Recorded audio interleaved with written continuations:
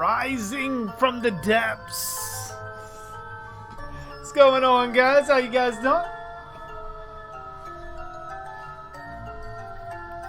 Oh, I see we got a couple people up in there. Starting off strong.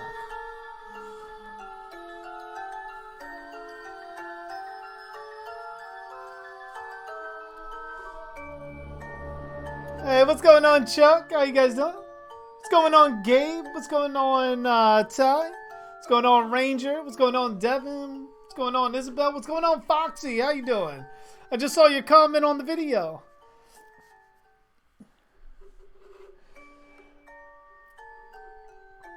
Ooh, let me turn off the music for a bit.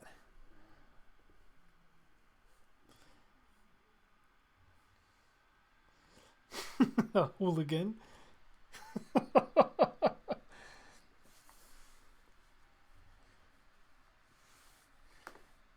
There's no chilling in sight. All right, so I got my snacks with me. Got my soda. I got you guys. I got my movie ready. And we're going to be beginning here shortly. Danielle Harris is so cute. She's my favorite. I mean, she definitely kept the Halloween franchise alive. And I know she was a crush for a lot of people following these movies. Which I believe she was just at Monster Mania in Maryland. Which I think next year I'm going to switch some things up. I'm probably going to hit up Monster Mania instead of Comic-Con. Or maybe hit both. We'll see.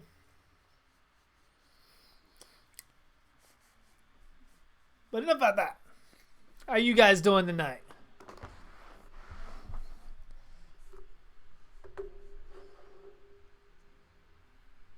Give it a couple of minutes before we jump into the movie. Assuming all of you guys have your movies at the ready.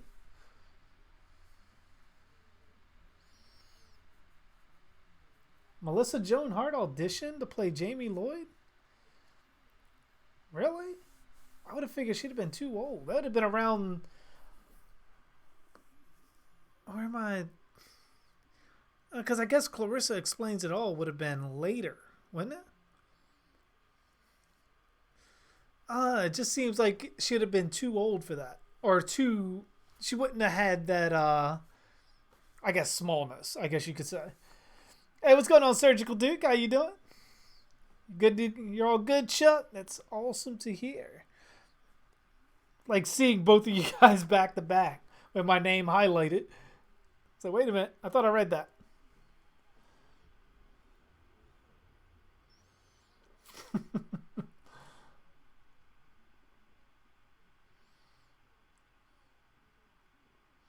So you're going to be Ghostface this year, Foxy. Nice. Are you going to be doing the classic Ghostface or Dead by Daylight? Okay. No, I didn't know she auditioned for that. That's interesting. I mean, ultimately, I'm glad she didn't get it. Just because Danielle Harris's stature in the Halloween community. And seeing where Melissa Joan Hart at this point just strikes me as someone that would probably suppress that part of her career. At least right now. So I'm definitely glad that we got Danielle Harris who wears it out there and is proud of what she did in the franchise.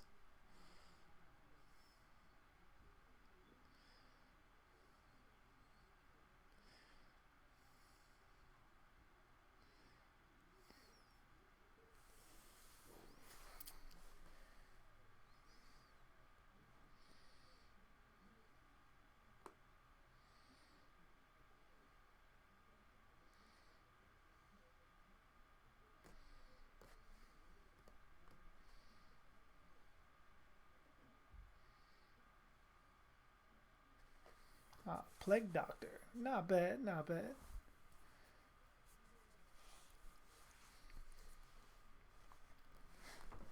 Like I'm still going through much debate for next Halloween of me either wanting to complete a Freddy costume or going for Leatherface. I think I'm leaning towards Leatherface. It's a simple costume to put together, and I get a chainsaw out of it. It's a win-win.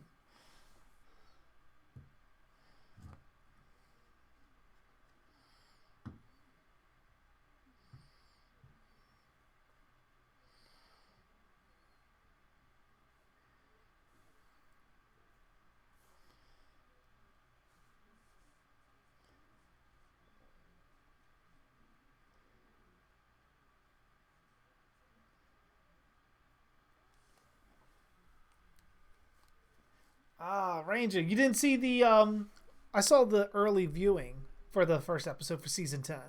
I like where it's heading. I really do.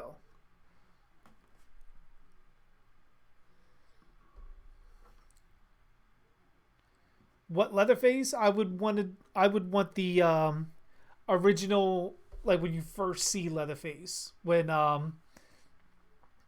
he shuts the door after hitting the guy in the head with the hammer from the 1970s one with the killing mask on. Do I watch Dead Meat? Yes, I do. Just got done watching their newest video for Zombieland.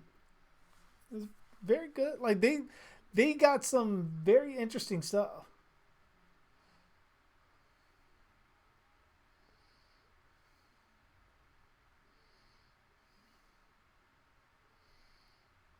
I could have swore Ty that there is a killer that wears a plague doctor mask. I can't remember it off the top of my head, but I am fairly certain I remember seeing a killer with that. It might have been a directed DVD one though, so I'm not entirely positive on it. But I could swear, fairly positive that I've seen that.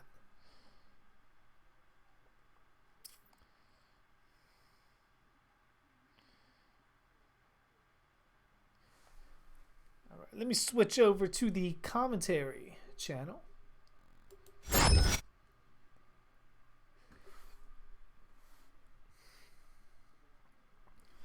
All right. So I'm assuming you guys, well, a lot of you guys that join all the time, you know how this works.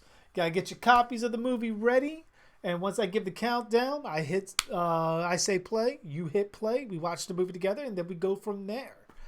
We're gonna jump into this very, very quickly.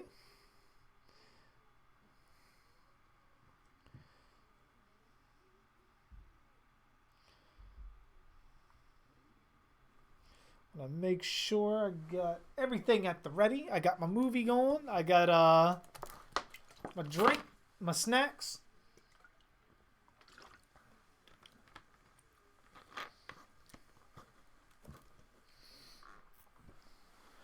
Ghost Abby, be nice or you get put in timeout.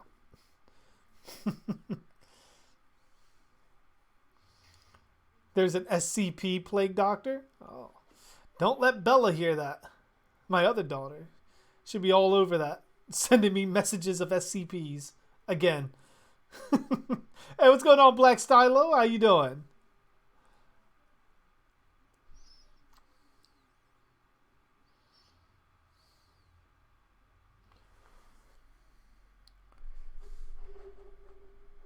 All right. So, get your fingers on the button. And we will begin. In 5, 4, 3, 2,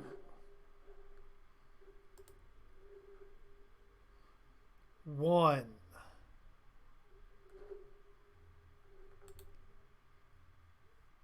Play. I had to get overly dramatic for that. It is Halloween, so.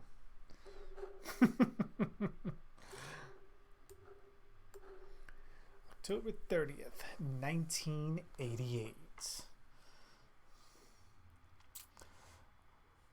I most certainly will not respect your rights, Ghost Abby. You'll be put in time out. Be nice.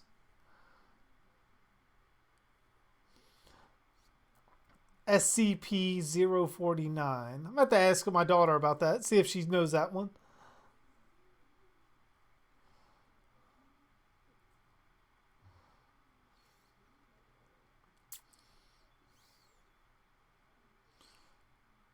Yeah, the opening scene is really good. Although, personally, I would have opted for another similar opening scene to Halloween 1 and 2 with the pumpkin, which got me so pumped in Halloween 2018 when I saw that brought back. Soon as I saw that, I knew I was going to love the movie. Just to keep everything almost like the callback to the first two films with that intro kind of set the tone for it.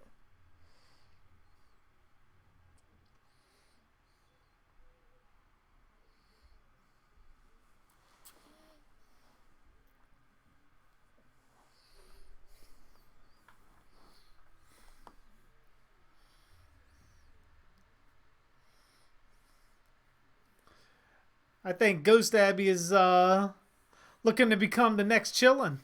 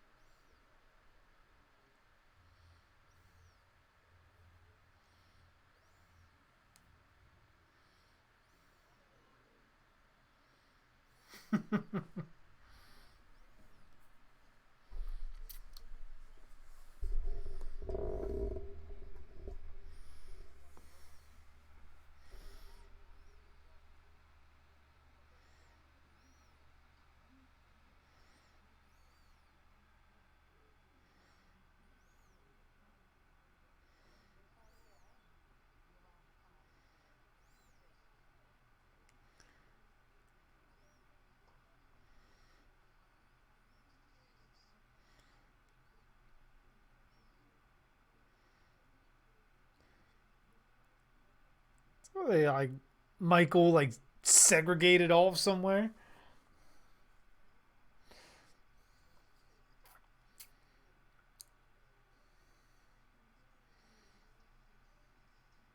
Hey, Death, how you doing?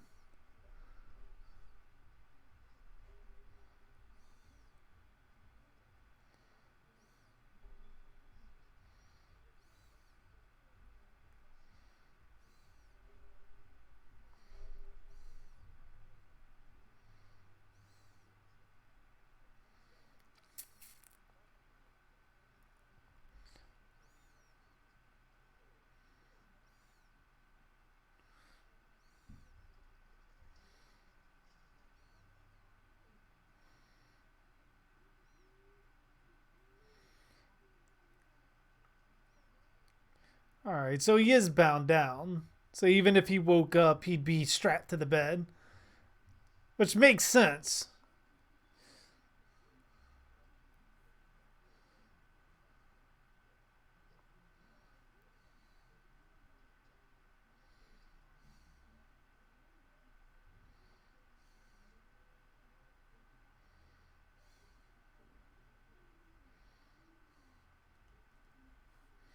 Oh, glad you were able to pop in, anyways, Death. Whether it be a minute or a second.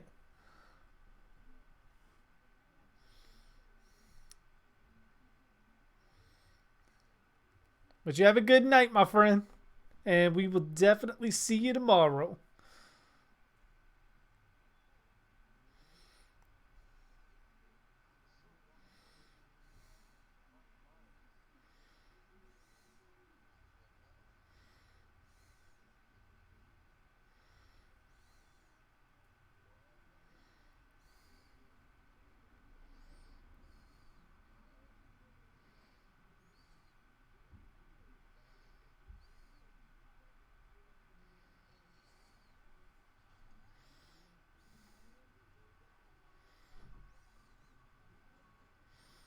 You gotta love when the music like kicks on, just like gets you amped.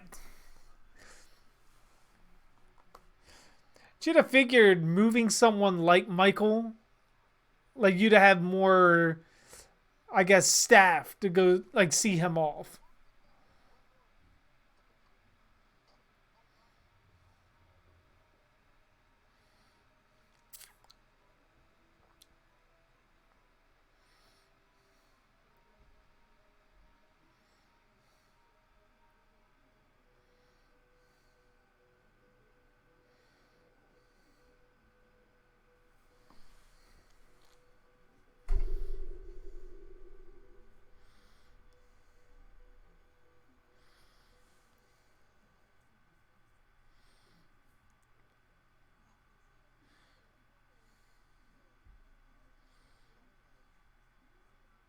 It's like the way he's wrapped up in that. It's like, how do you breathe under those bandages? I'd be scared to fucking suffocate.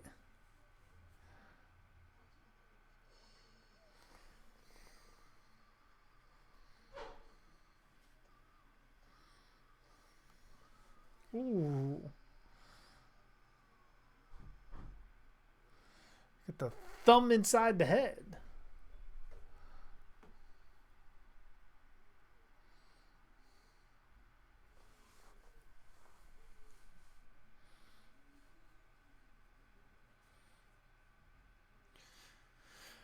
So she would have had to have a mental connection with Michael to begin with to automatically be dreaming about the ambulance out there.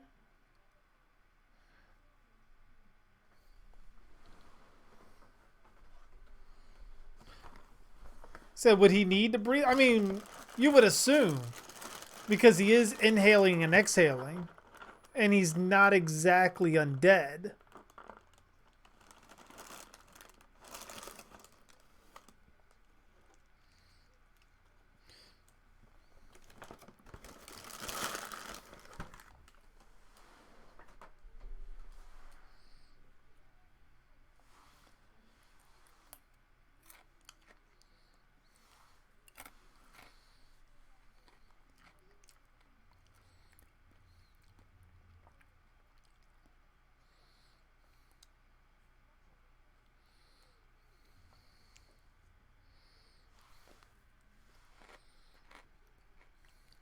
No, you cannot have no cereal.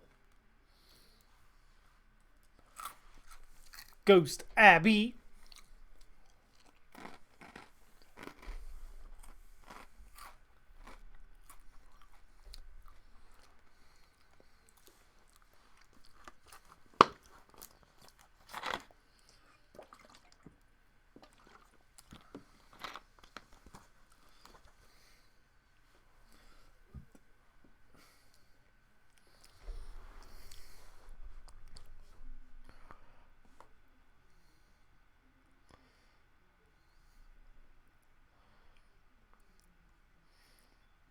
Because it's almost like if you take all of this into account that it's all an actual dream, and the way Michael looks, since he doesn't look the same way in any kind of pictures that would have been around from the 1978 incident, apparently she can see the future too.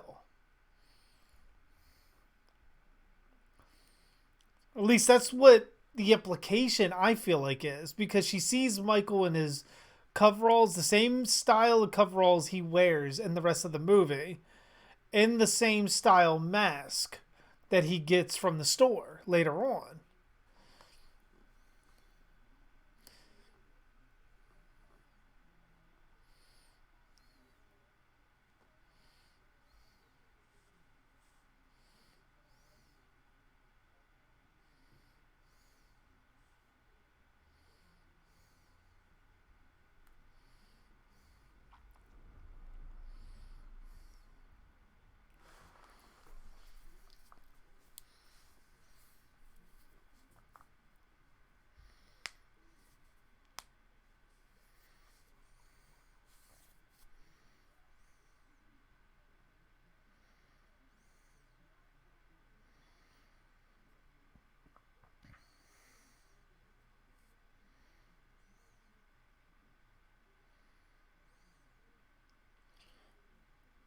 No, Ghost Abby.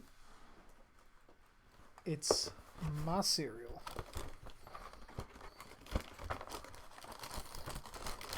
I'm totally not sponsored or anything.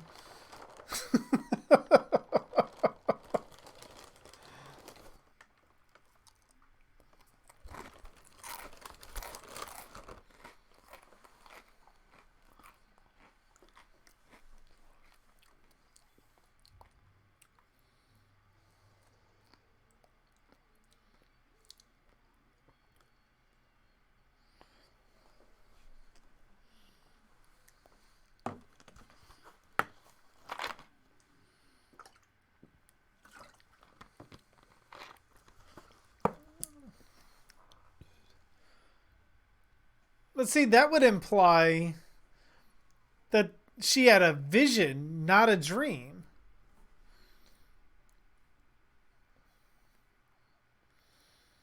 And it's like, why would she be? I get that Michael attacked her mother, but why would she be so traumatized over Michael Myers in order to have like those kind of visions or traumatic dreams?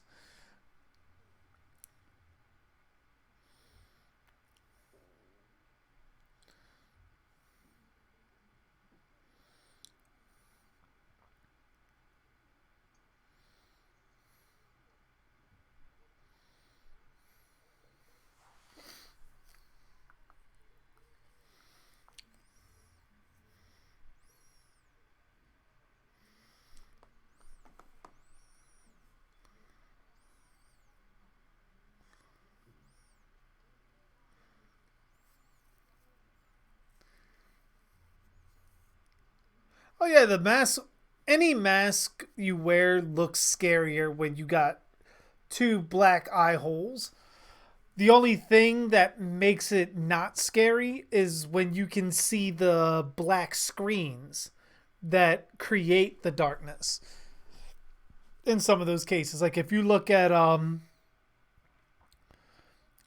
like Friday the 13th Part 8 or this, there are certain scenes where you can see that like in the mask itself and it's not natural lighting that's creating that effect, which once you're able to spot it, it looks ridiculous.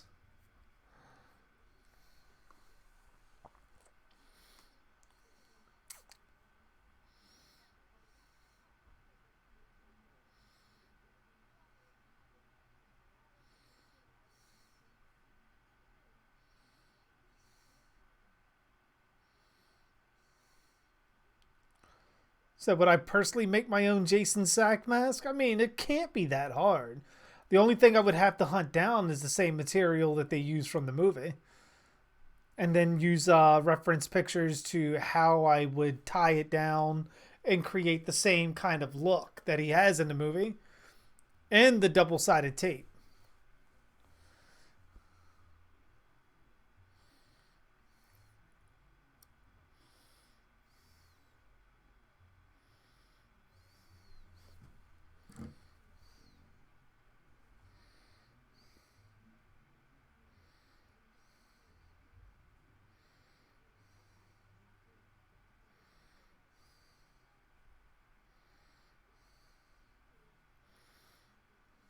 See?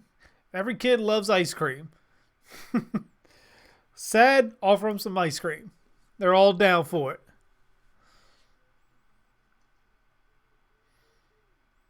If I was going for my own original version of Jason Ty, I probably would go that way. Just as a alternate variant.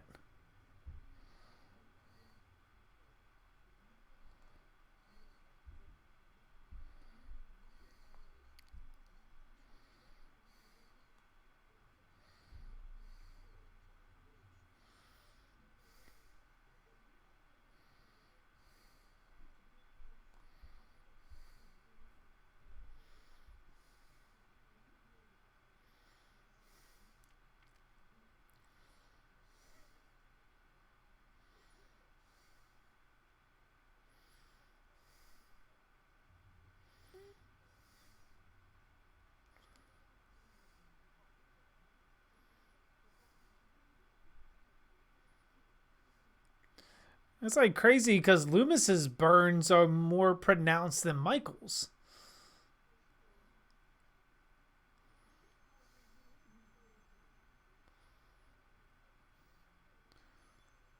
Oh, definitely. Like someone like Jason who is deformed, it actually serves him better to show his eyes because you see how the eyes line up in the mask and you know the symmetry's not there, so you know that there's something really scary beneath the mask. Hey, what's going on, Ghost? How you doing? Glad you can make it. We are 16 minutes and 15 seconds into Halloween 4.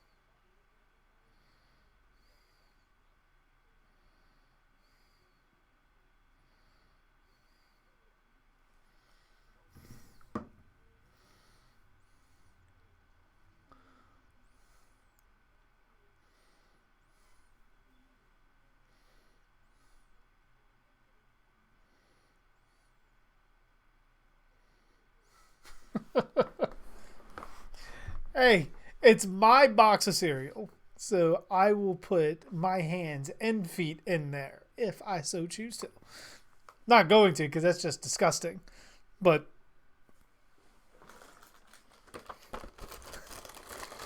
I shall continue my animal ways, my hedonist lifestyle. I tell you this, marshmallows are so fucking juicy, dude.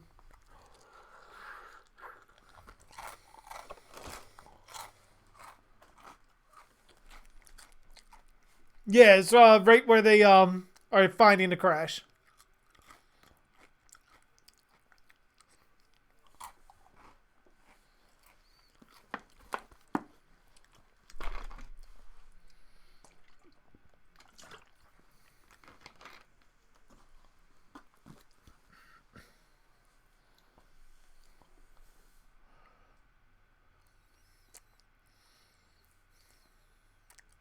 Didn't even find him in 4 hours. It's just like goes down the street and he's there, right there.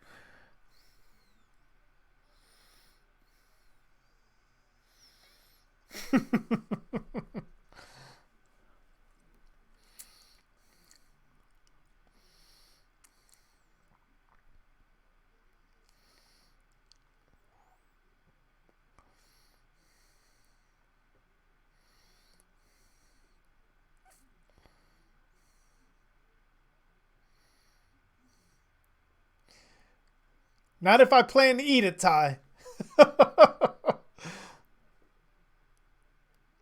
Put my feet in the cereal? Nah, man. I plan to eat that entire thing.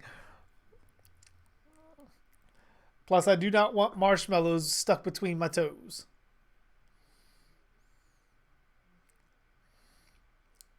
You are volatile, Ghost Abby. You need a nap. You are grumpy.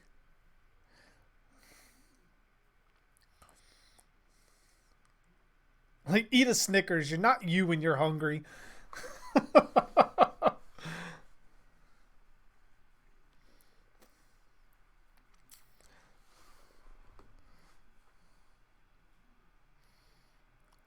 Oh, thank you for the super chat, Gabe.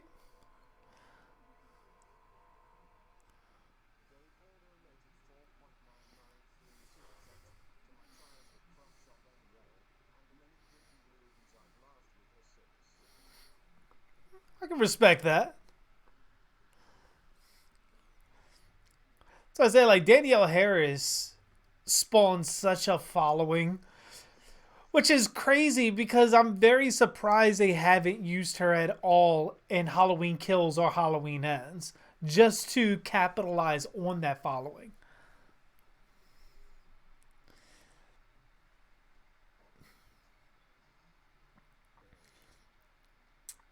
Because, I mean, you look at it, she plays Jamie Lloyd in these movies. Who's to say she can't still play Jamie Lloyd, but now no longer part of the Strode family? She could be part of the Lloyds and pretty much be only related to the Lloyds, but still have her own run in with Michael. And longtime fans just get the reference. Like, see, I mean, if we're smart enough to know that it's a timeline reboot and that Jamie Lee Curtis's Laurie Strode in this one is no longer Michael's sister, then we're smart enough to get that Danielle Harris's Jamie Lloyd, with her now as an adult, is no longer related to Michael Myers or Laurie and could possibly lead into her own story.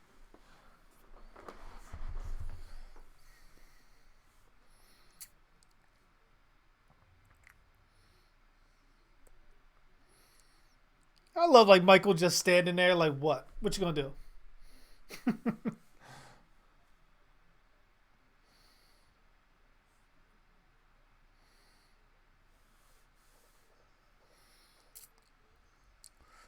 I mean, maybe ghosts, they might. Because, I mean, they haven't shot Halloween Ends yet. And who knows where Halloween ends and what's going to pick up at that. Because I don't think Halloween Ends is going to be the final Halloween movie. Might be the end of Michael Myers' story, but there still could always be another shape.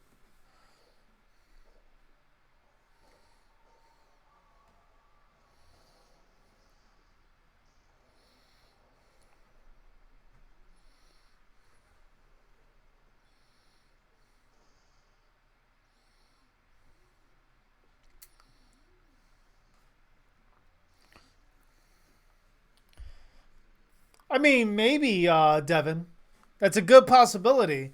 Because, I mean, that would mean that Michael's parents gave up on Michael in Smith's Grove at some point, and they moved on and had a completely another kid. And the way you could tell that story is Jamie. I mean, you wouldn't be able to call her really Jamie Lloyd at that point unless you're going to have her married and she's married to someone of the Lloyd family and that gives her the last name. Or she changes the name because of the story around the Myers family or Michael Myers.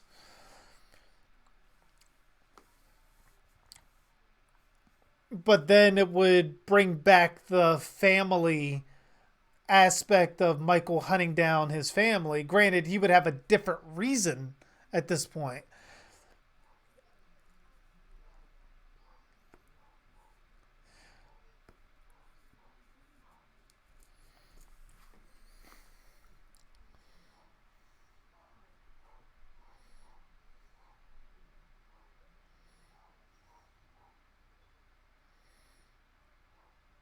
I mean, you could.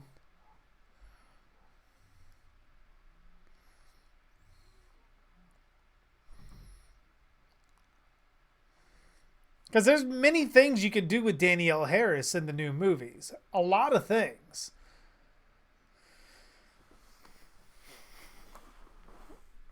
And, like, I would still keep her name Jamie Lloyd just because of the fan connection to that character.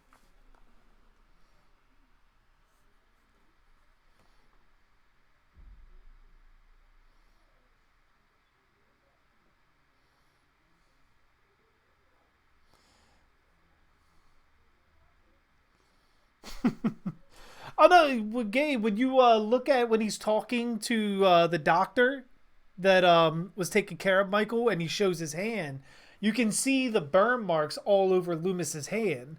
I mean, granted, he does have the patch on his face too, but the burn marks on Loomis's hands almost look more pronounced than Michael's when they showed Michael's hands. At least in that particular scene. We'd have to wait to see if we see Loomis's hands again because he does wear gloves a lot in these this in part 5.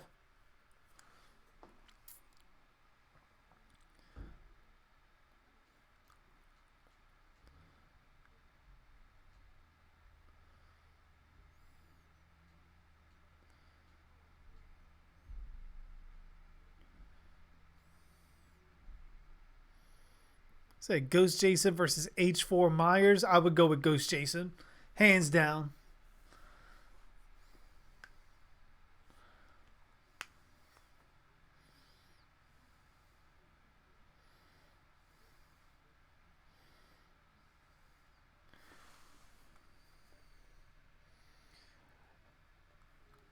I'm not worried about it becoming him hunting down his family, Devin.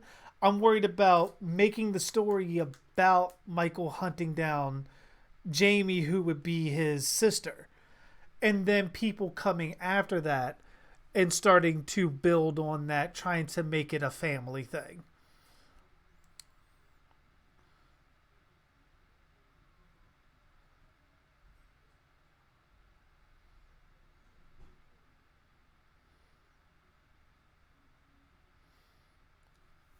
Oh yeah, Danielle Harris.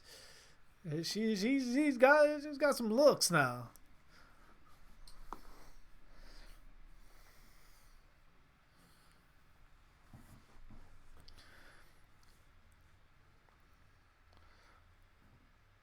Like honestly, after Halloween ends, I would, if they don't kill Lori off, or they do kill her off, and they want to end the whole Michael Myers and Strode thing after Halloween ends, and they give us a new shape, I wouldn't mind it revolving around Danielle Harris's Jamie Lloyd character as being a completely separate family and a completely separate town with someone rising up with the same I guess you could say psychopathic nature that Michael has, and he becomes the new shape of their town and starts an entirely new boogeyman aspect, and like Wisconsin or some shit, like somewhere around there, like something like that, just completely unrelated to Haddonfield and Michael Myers.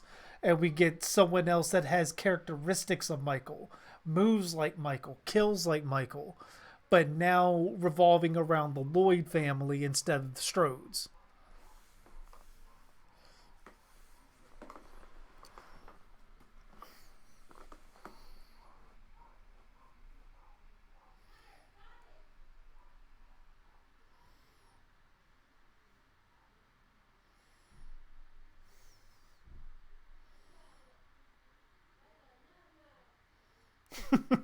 The shape coming to you straight from Camp Juicy, New Jersey.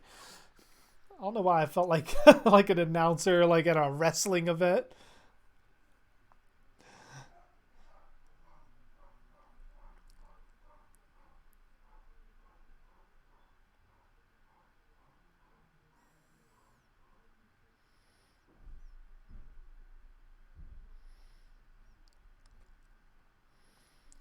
Which would have been a nice little nod if when Jamie looked at a reflection and it turned into young Michael, if it would have had the young Michael's mask on, the young clown mask.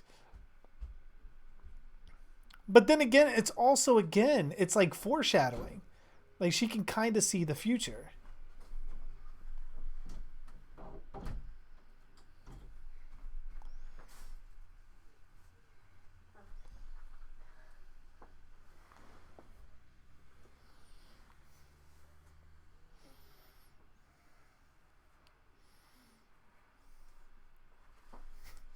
Like poor Loomis.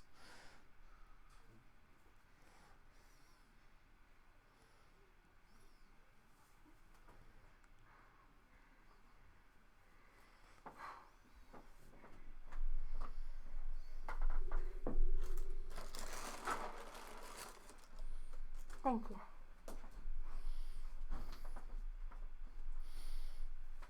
That's so fucked up. You like a treat. That's some good cereal.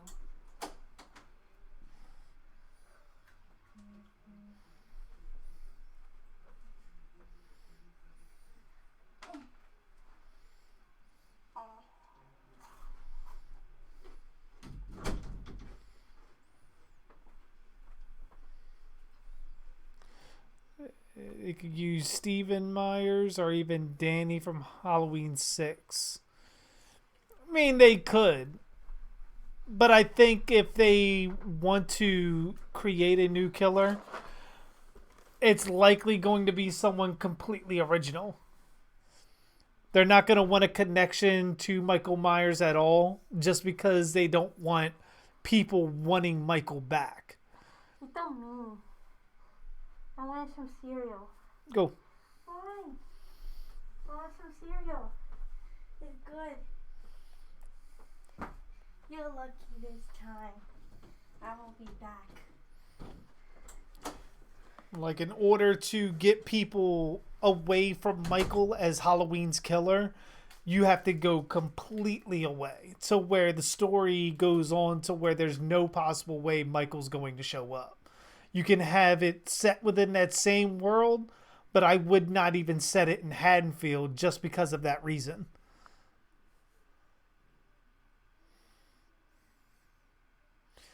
Kind of looks like someone bit Loomis on the cheek.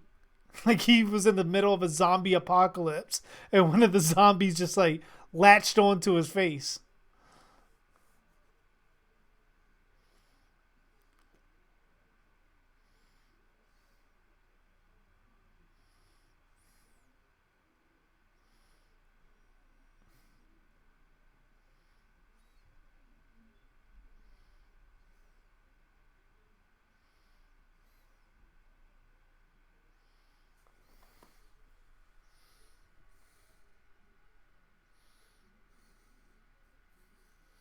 Yeah, like you could have it in Michigan.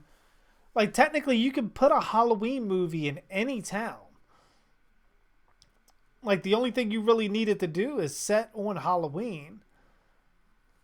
And I think the shape aspect is something that needs to be utilized in it. I always looked at it like the shape was how do I word it? Like Michael Myers is the shape, but the shape isn't Michael Myers. The shape can be anybody. Michael Myers just happens to be the shape right now.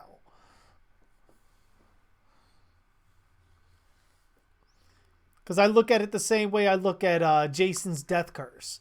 There had to have been someone before Jason that had this same ability. And I think Michael is very much the same if you remove the thorn curse. Even if you keep the thorn curse, there were people with the thorn curse before Michael Myers. Said Never Hike in the Snow is 90% complete. I knew that's going to get completed. There's no way they don't fund that entire project.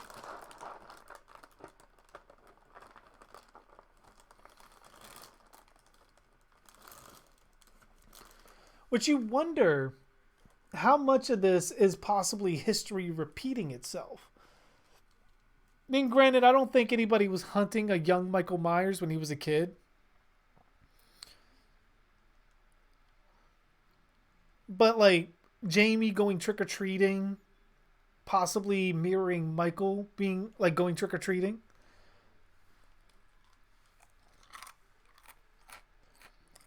To the point that at the end of the night, maybe something traumatic happened to Michael and turned him into a killer.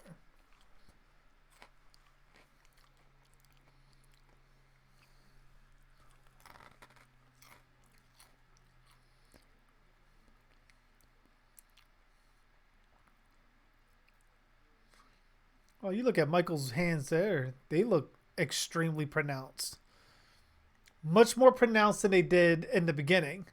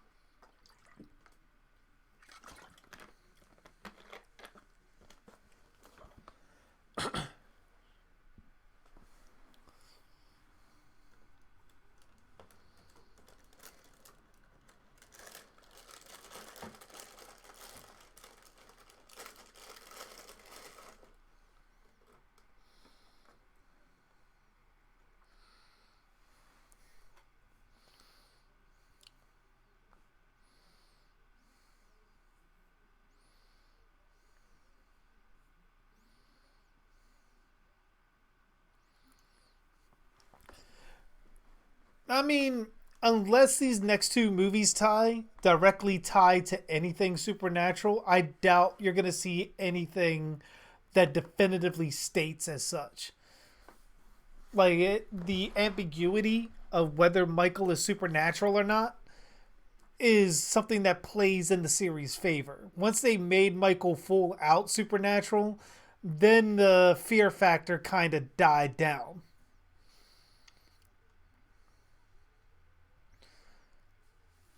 I mean, they could use a lot of Halloween ancient, if I could speak, traditions, and they could go with certain like Wiccan groups. Like they could have them in the series, and anybody that would celebrate Halloween as it was traditionally celebrated back before it became a novelty holiday. Maybe involve some of the Silver Shamrock stuff.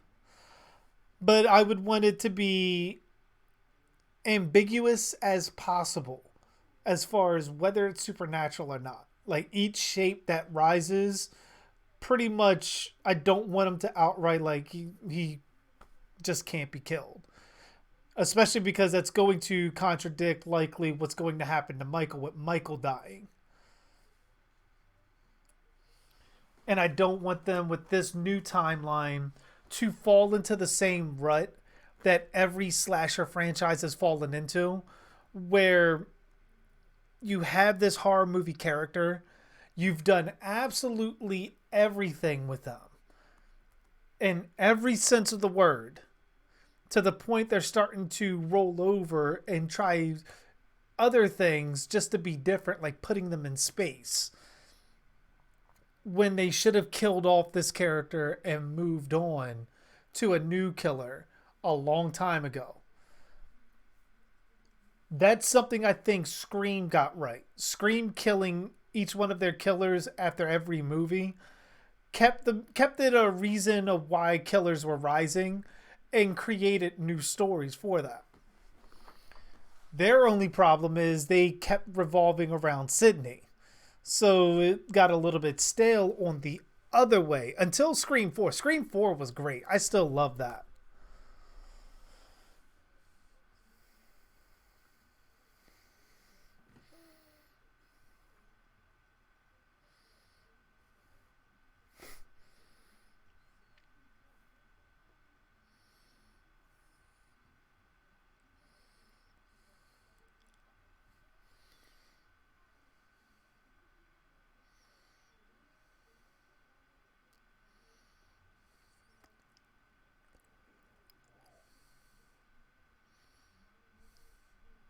I do like the lighting. They did a lot to do the lighting very similar to 1978. At least as much as they could with some updated lighting at the time.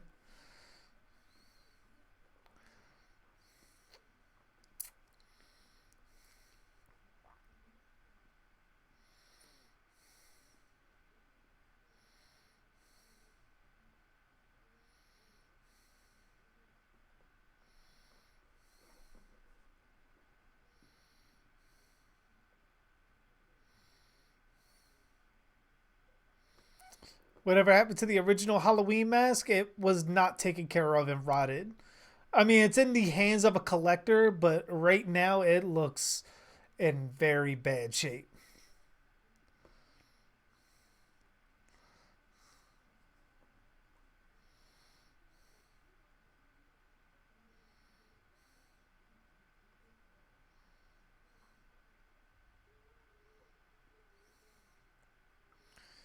It's like you just got a mob at the ready. So if the phone was just ringing at the police station, does that mean Michael was already there and killed them all?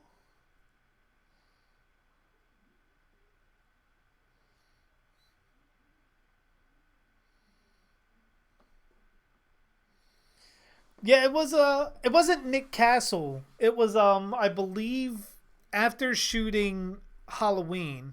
At least I think if I remember right. The mask changed hands a few times. From Halloween 1 to Halloween 2, I remember hearing a story of how it was on a fireplace at one point. Someone had it on their like mantle on the fireplace, and that's why it had the yellowing in Halloween 2. And then you have Deborah Hill, who put it in a box and had it under her bed for like 2 years. So it was just kind of like kicked around, and when they pulled it out in for production of Halloween 2, they tried repainting it, but there was only so much they could do at that point. But yeah, it was used in two films, Ghost. The original mask was only used in Halloween 1 and 2. After that, if I remember right, they still used a Don Post Kirk mask for Halloween 4. I don't know if the sculpt was different at all, but I do know that because it was so fast during production that they could only paint it white and they didn't add a lot of the details that was incorporated in the other H1 mask, which is why the sideburns aren't even ripped off. And then one infamous scene, the mask wasn't even painted.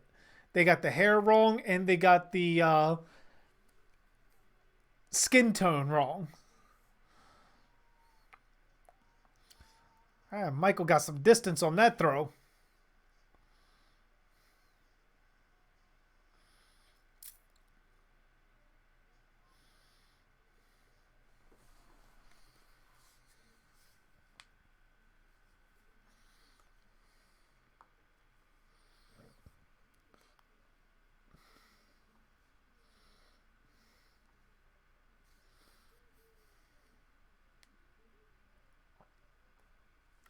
Which I'm going to be interested with all of these flashback videos and pictures that's popping up.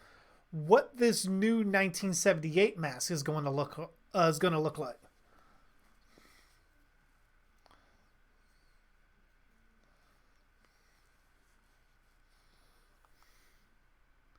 Yeah, he doesn't just stab them, Gabe. He fucking impales them on a wall.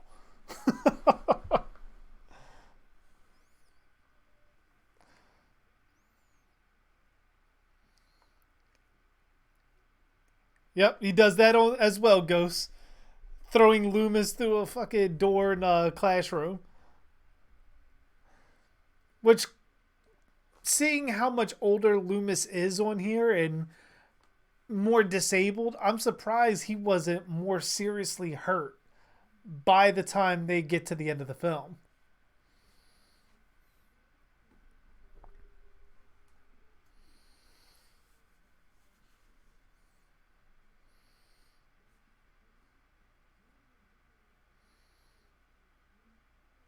See, the only thing is, though, like with the whole hunting down the family aspect, what I'm wondering is Michael drawn to them? Almost like a homing beacon? Because it always seems like he knows where they are, but for 10 years he didn't know Jamie existed and didn't react until the paramedics say anything inside the ambulance.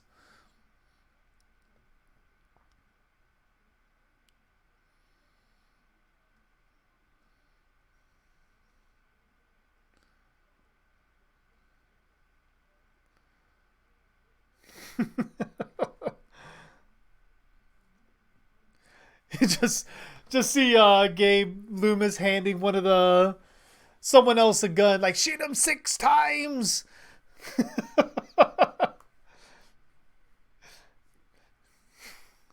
Like I broke my hip. Take Michael out for me. Shoot him 6 times.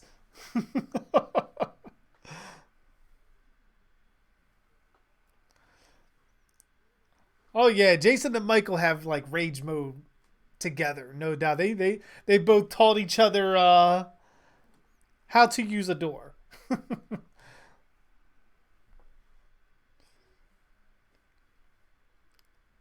It's like, what's this round thing down here? That's not how you use a door.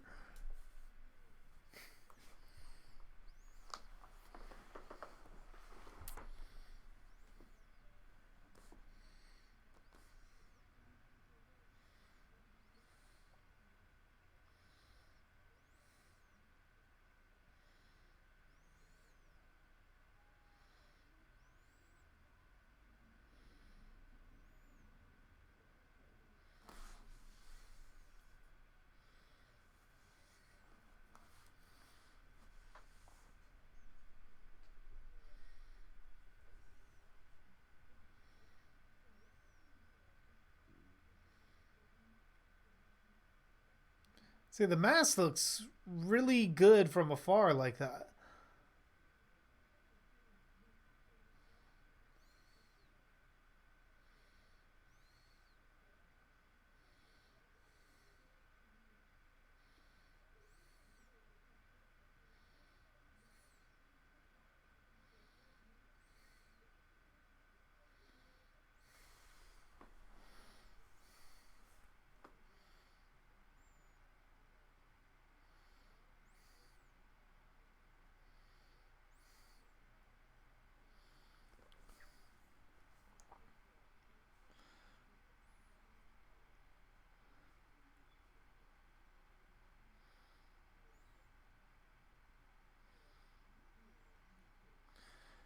Yeah, you do have to wonder about Michael's durability.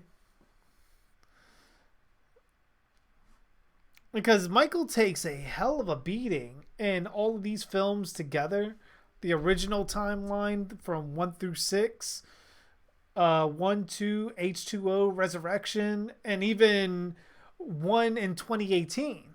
Like, he takes a beating in every single continuity.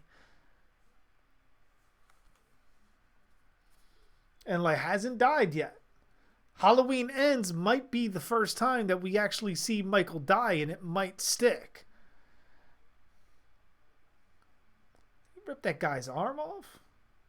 I just see the stump. Friday the 13th, the game gave me a hatred for doors. Oh, I never really had a hatred for doors in that game. I started taking doors out early, so I don't have to deal with them later. Oh, yeah, George P. Wilbur. If Halloween 6 told me anything, it was that George P. Wilbur was a great Michael Myers.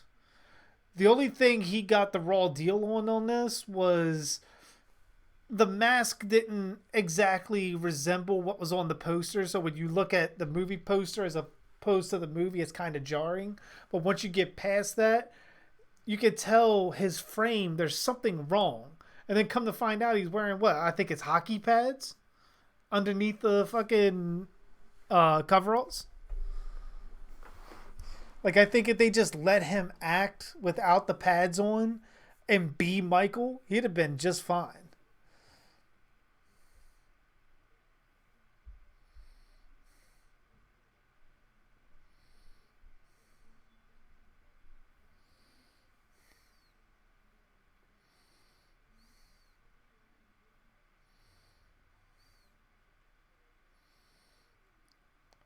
So what is it? Haddonfield only had like 4 cops?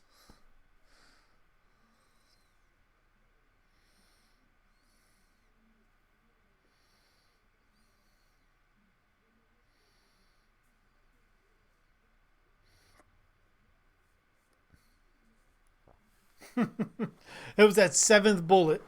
That 7th bullet would have been the final one Loomis needed, Ranger.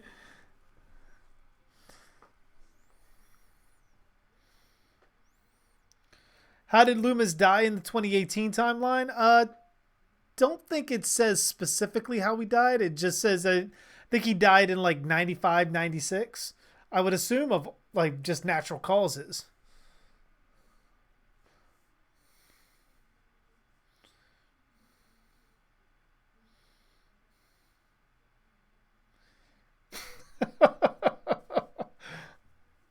I'm not wearing hockey pads.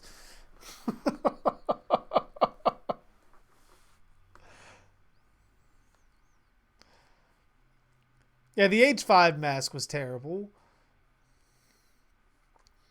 I think if they would have explained it, like maybe the mask was misshapen because of a year and like the damage the mask sustained from H4, I think I would have been able to suspend some belief for that. But it's like going from H4 to H5, and it was only a year apart. Where the fuck did the H4 mask go? That you couldn't have made another one like that.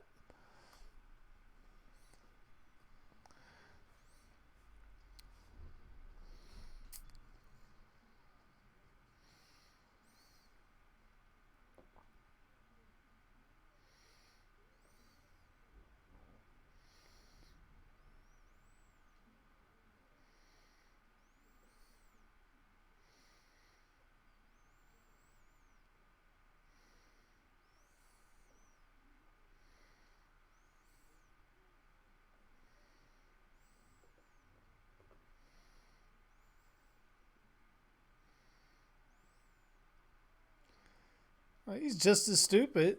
Just because the one dude said he saw Michael, you got to kind of think. I get everyone's riled up because of what Michael did in 1978, but they're automatically assuming he looked the way he did in 1978. Nobody knows that Michael has the white mask back on and he's wearing coveralls.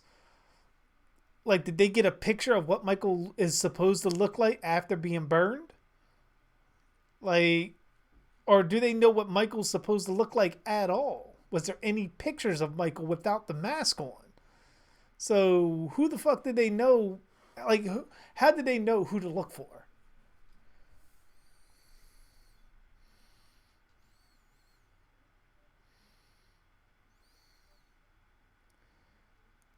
Hey, what's going on, bro? Fist? How are you doing?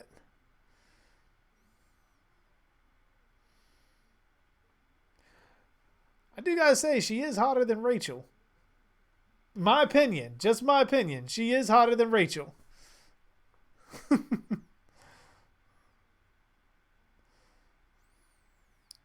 Like, I shot Michael 1 million times.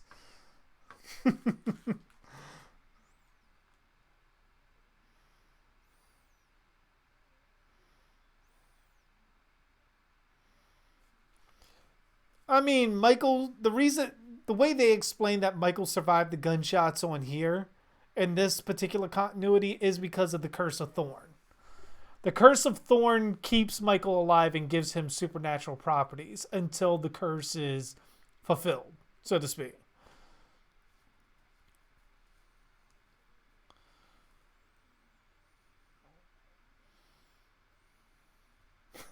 Michael loves coveralls. See, that's an interesting thing with Michael, why I believe he wears coveralls. And I think it has something to do with his clown suit. I think his clown suit, like the coveralls kind of reminds him of the clown suit. Like how you put it on, it's a one piece like that. And the white mask, the only significance it has is Michael was a clown when he killed Judith. When Michael gets the coveralls in 1978 and he puts on the white mask, while we're seeing the shape, Michael sees a clown costume and he's recreating what he did as a kid. That explains like the knife, the coveralls, the white mask, why he's so attached to the white mask, why he even wanted the white mask back in 2018. He wants that clown costume. Now, I don't know if that's actually the truth of what the writers have in mind and why Michael keeps wearing coveralls and the Shatner mask. But in my mind, it kind of makes sense. Like, Michael was a clown when he got his first kill, and he's been trying to recreate that feeling ever since. Like, that's his whole goal, is to repeat the past. And in order to do that, you kind of, he's going off to try to put together a similar costume to what he had. Like, he's not going to actually re-kill Judith, but he's also not exactly going to find another clown costume. So it's an attachment to the idea and getting it as close as possible.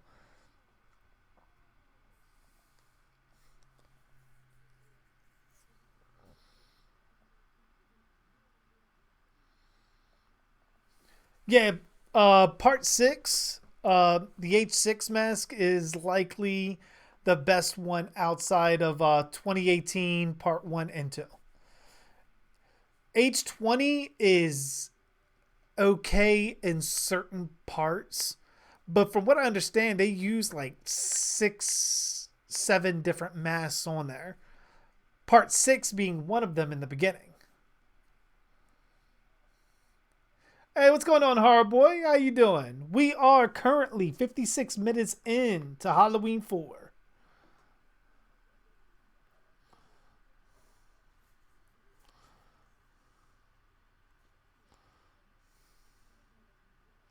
What's with Ghost Jason in that sickle? I think it's I think Vincente DeSanti. I could be completely wrong, but I think his goal with the sickle is to try to make that synonymous with his Jason. I mean, Jason's always going to be synonymous with the machete, but pretty much like how every Jason has their signature weapon on the game. I think if they ever make a Friday the 13th Part 2, the game, Ghost Jason will have the sickle on there instead of like a machete or axe or anything.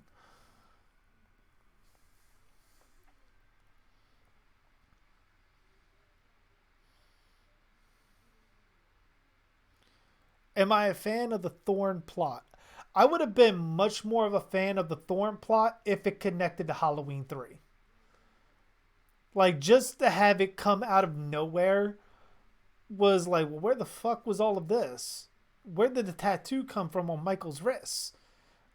Like, what the heck? If it connected to Silver Shamrock and Halloween 3, I think it would have fit in better with the overall franchise. And it would have given much more of a place for Halloween 3 in the franchise.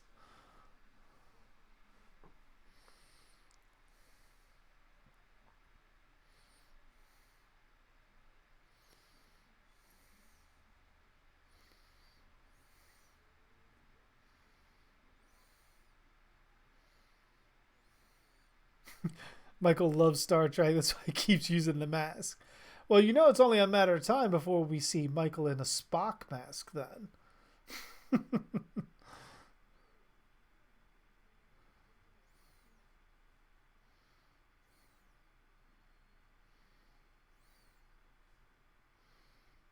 Oh, you're going to see Joker Tuesday. Nice. Like I said, I'll probably end up seeing that after I come back from Comic Con. The only issue is trying to stay away from really deep spoilers until then. But yes, Candyman. Thinking maybe I might do Candyman at some point in time in November. There's so many movies I want to do commentaries on. And I love that because I'm doing these real time that I start thinking of theories afterwards and it almost happens like real time. Like we're in Friday the 13th where I had the one theory about the radio in Pamela's Jeep.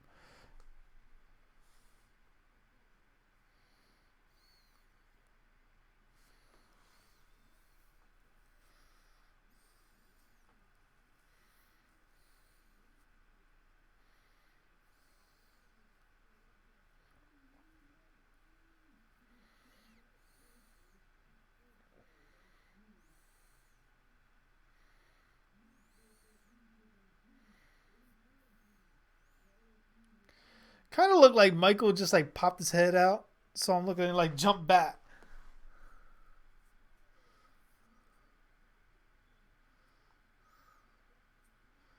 Yeah, Halloween 4 has a very good Halloween atmosphere.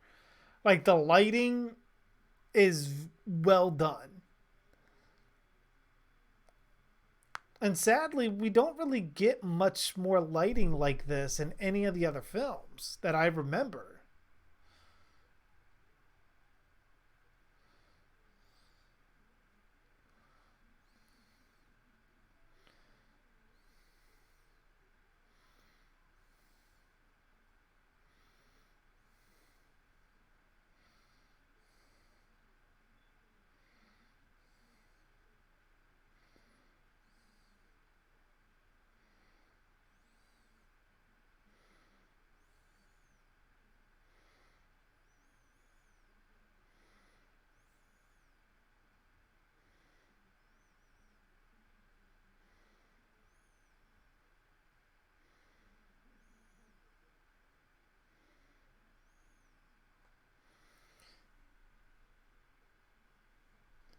So it begs the question maybe I didn't hear it at any point in the movie.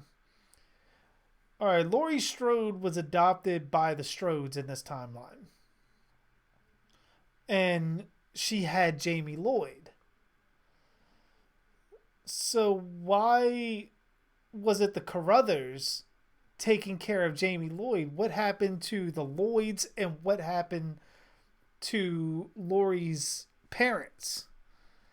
Because in Halloween 6, if I remember right, Laurie's father still exists. He's still alive. So to get away from the whole Michael Myers thing, did he just want nothing to do with what's supposed to be his granddaughter, even though they're not blood relation?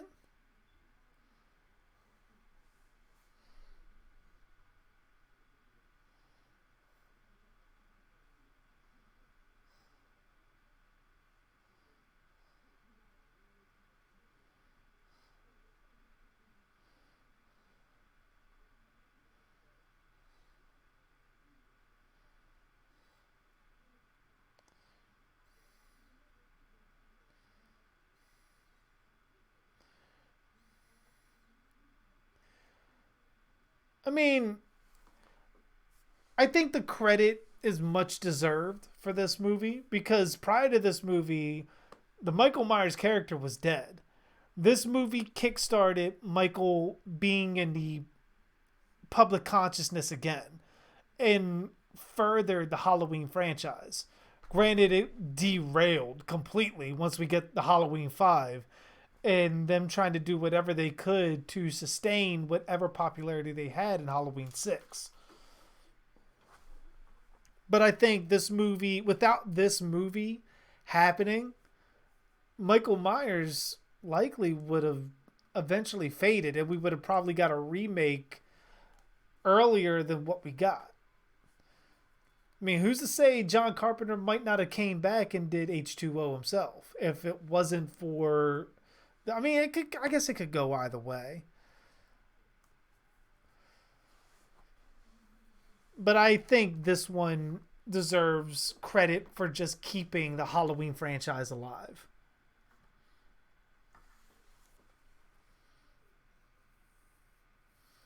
I just think if it had a little bit more time, budget. I'm not too worried about budget because with these kind of movies, the budget that this had was more than enough to do what they had to do. But I think if they had more time to shoot and write the story out, this movie could have probably been a whole lot better.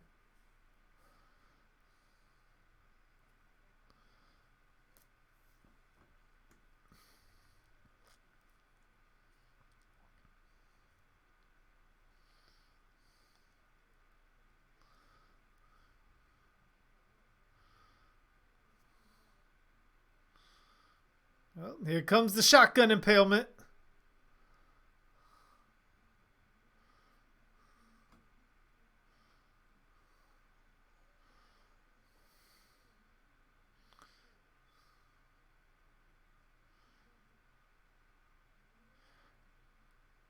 And it was like missing the mask breathing, like the breathing underneath the mask. I think it needed a little bit more of that on here. Like, do you think we'll get any more Predator films? I don't think so. I don't think we're gonna get any more Predator films until they get out of their head that making Predator an action movie does not work. Predator worked in the first one and even some of the second one because it took horror and added action elements. Same thing with Alien. Alien was a horror movie with sci-fi elements. Aliens was action with some horror elements. Once we got to some of the sequels, it was just either action or sci-fi. There was no horror. And they need to get back to the horror aspect of those two characters.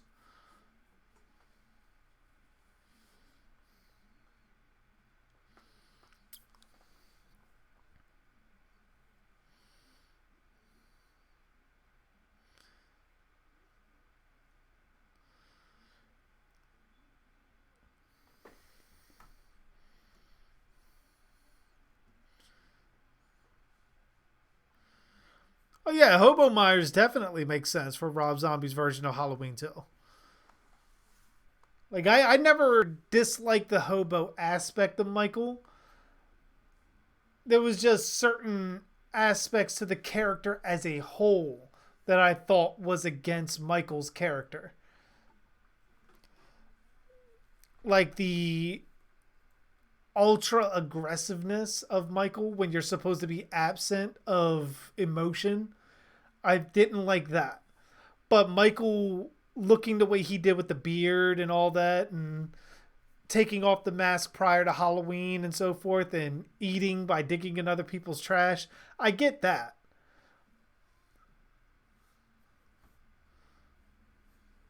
Do you think Season of the Witch deserves a remake or a sequel? Either a remake or a sequel. I think you can go both ways.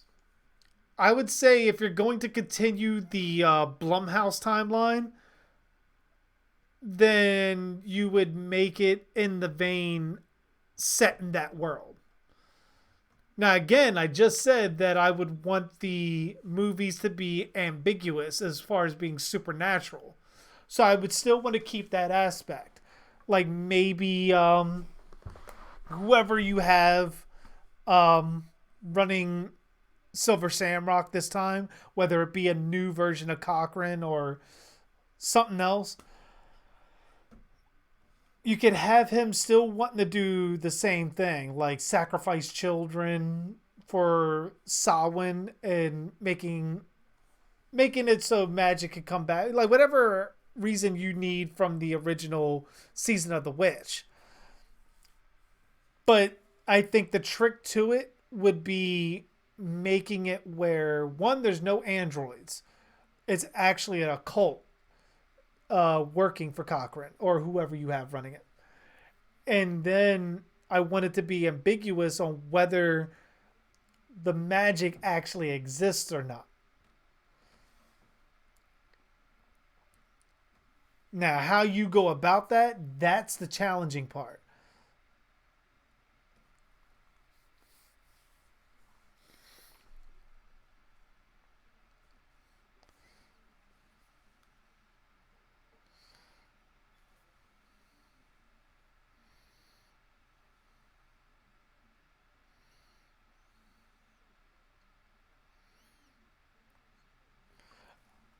And I wouldn't say Halloween 6 is the worst.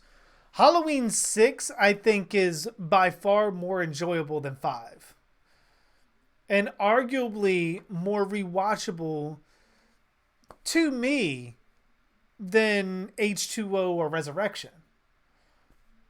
I mean, I liked H2O, but for some reason, Halloween 6, I guess you could say it's a guilty pleasure, but I like Halloween 6 better than H2O and Resurrection.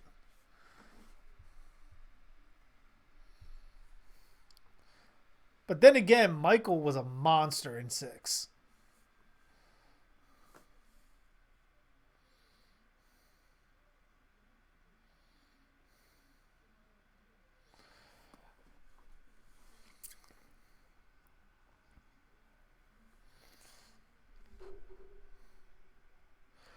I mean, I think Horror Boy, I think that's based on personal taste. Now, someone like me, I'm a Friday the 13th fan. And Friday the 13th, once it gets going, it's going. Like, you got bodies dropping everywhere. And fucking the way Jason or even Pamela operated, it's a lot faster paced than the 1978 Halloween. Now, if you're a Friday the 13th fan, you're likely going to be a fan of 2018 because Michael mirrors a lot of Jason on there.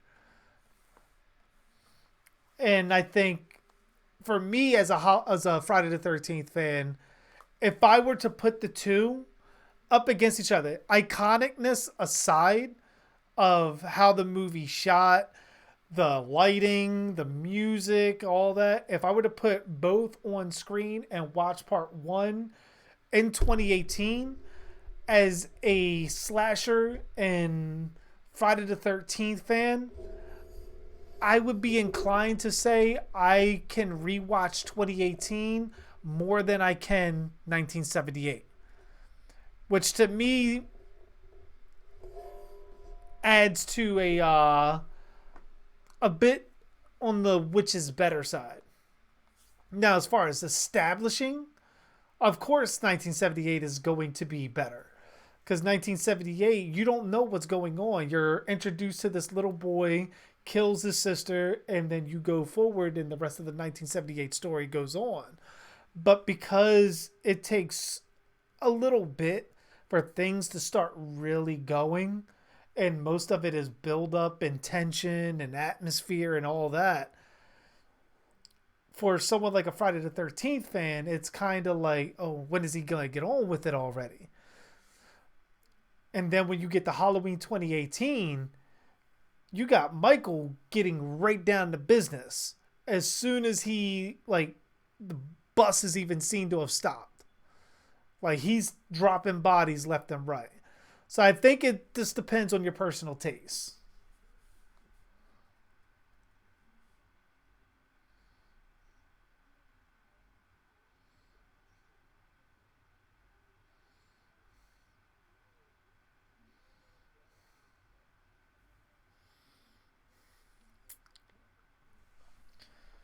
I mean, 78's always going to be a classic for a reason.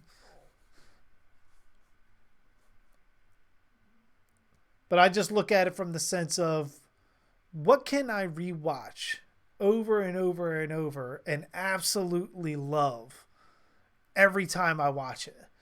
Now, I love 1978, but 2018, maybe because it's a newer movie and it's a throwback to slashers, I can watch that over and over and over again. I have watched it over and over and over again. I have it on my phone and I watch it over and over and over again.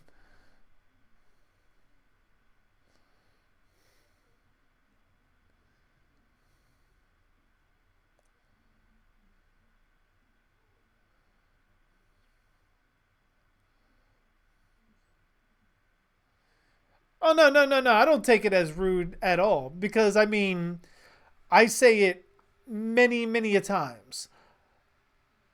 All film is subjective. And pretty much what you like may not be in my same taste. None of us are wrong on it. It just is dependent on taste. Like, there are people that worship the film reel that 1978 was shot on. Oh, look at the mask with the white hair. Hey, what's going on, Super Dave? How you doing?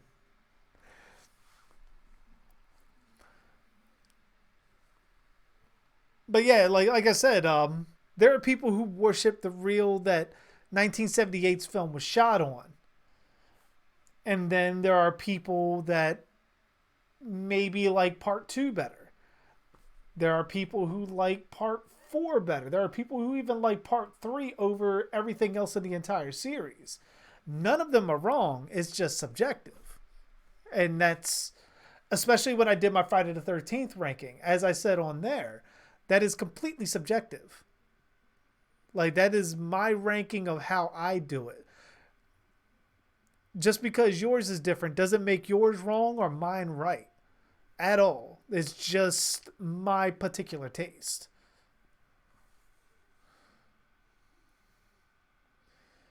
Oh, I'm good, Super Dave. How are you doing? Let me know. You doing good? You doing well? You doing okay? Getting around that time of the night? Getting sleepy?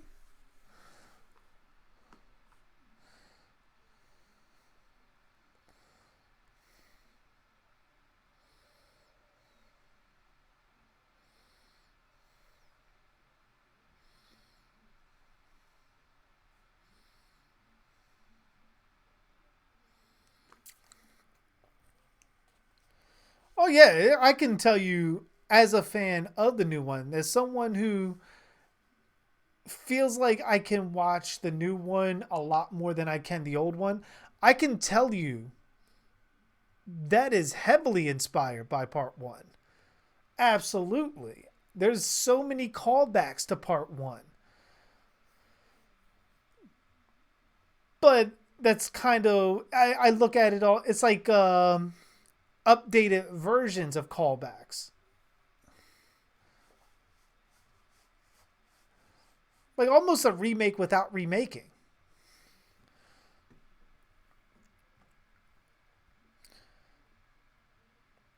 But still, I would probably say 1978 had,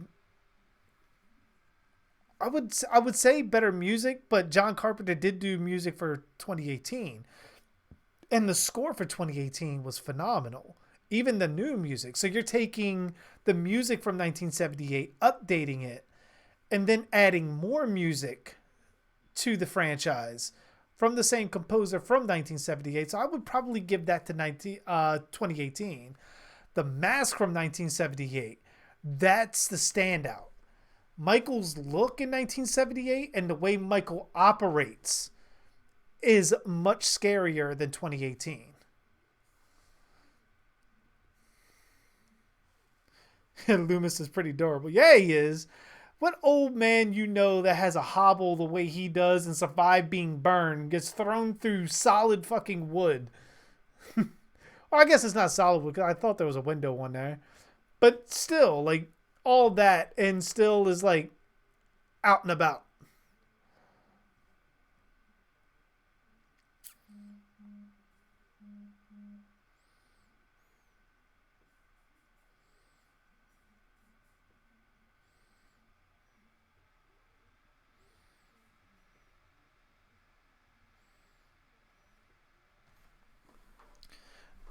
No, I don't think so, Ranger. I think Halloween Kills and Halloween Ends will all take place on the same night.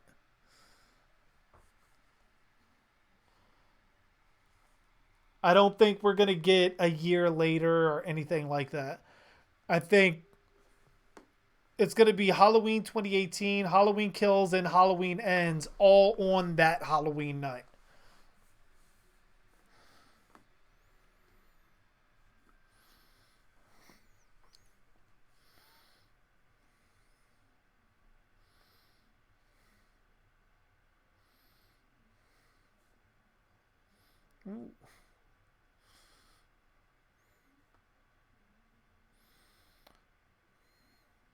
Ah, that just looked like it hurt. Just getting thrown off the way he lands, coming legs first, and like slapping his head on the pavement.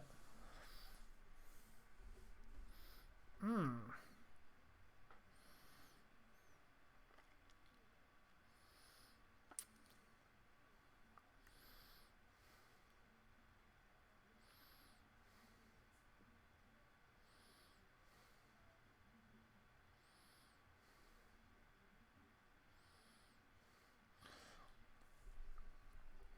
Well, I mean, they didn't exactly say that Halloween 2018 was going to be the last one. It was saying it was supposed to be the last encounter between Laurie Strode and Michael Myers, which I thought Laurie was going to die because of that, and Michael was going to carry on afterwards. Which is why once they introduced Karen and Allison as her daughter and granddaughter, everyone assumed that Laurie was going to die at the end of that film, and then it was going to carry on with Karen and Allison. So I knew sequels were going to come, especially once you started seeing pictures of the mask, you started seeing all the promotion material and all that. I don't know what changed their mind to keep Laurie Strode around, but I do wish they would have killed her off in the last one. And I hope they kill her off in Halloween Kills. Because if she survives Halloween Kills, it kind of makes Michael look weak as not much of a threat. Because then it's like whenever Michael rises again, just send the Strodes after him. He's been trying to kill them for years. He can't do it. But somehow they still keep beating the shit out of him.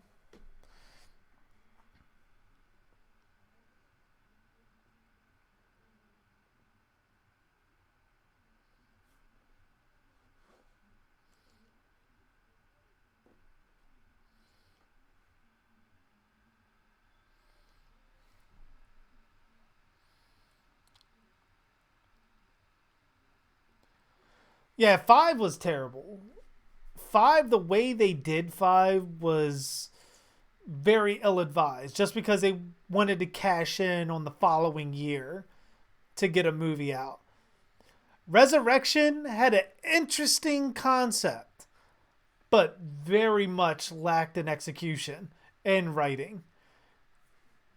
Like being a fan of found footage movies, making Halloween a found footage movie would have been much more preferred, and staying away from characters like Buster Rhymes' Freddy using fucking kung fu to beat the shit out of Michael and completely fucking neutering him as a serious threat. Getting all the gunshots. It's like a fucking firing squad.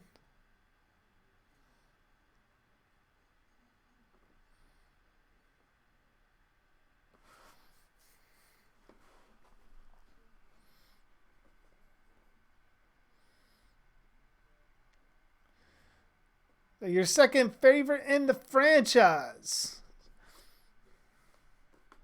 I can respect that. Hey, what's going on, Paris? How you doing? CGI Michael Mask is bad. Yes, very bad.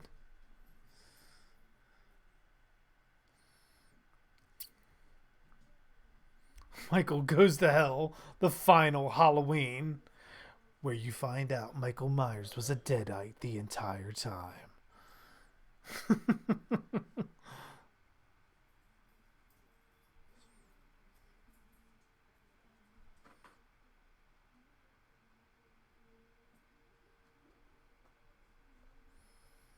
I'm like, Michael threw Loomis through the door so hard it changed his fucking burn on his face. I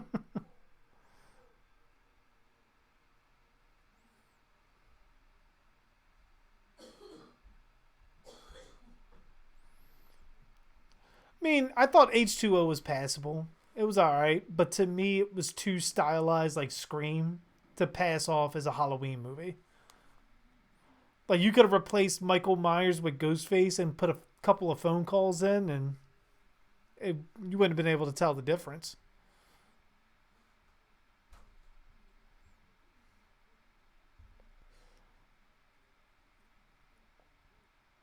And of course, not having it in Haddonfield just felt off.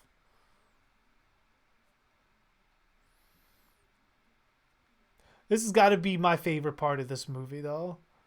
I mean, I like the movie, but this scene was like a scene stealer.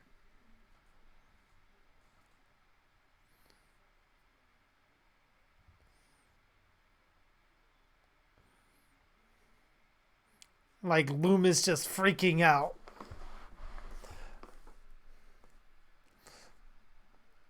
Like, I would have loved for them to carry forward with that.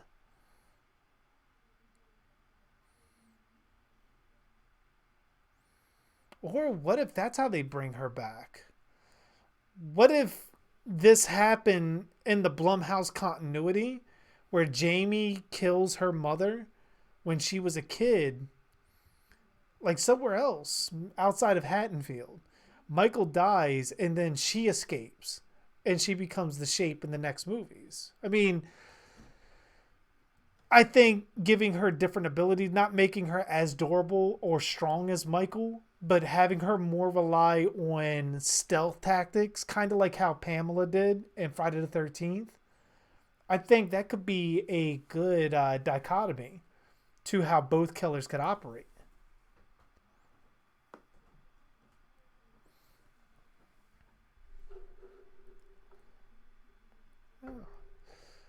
Like, I love that ending.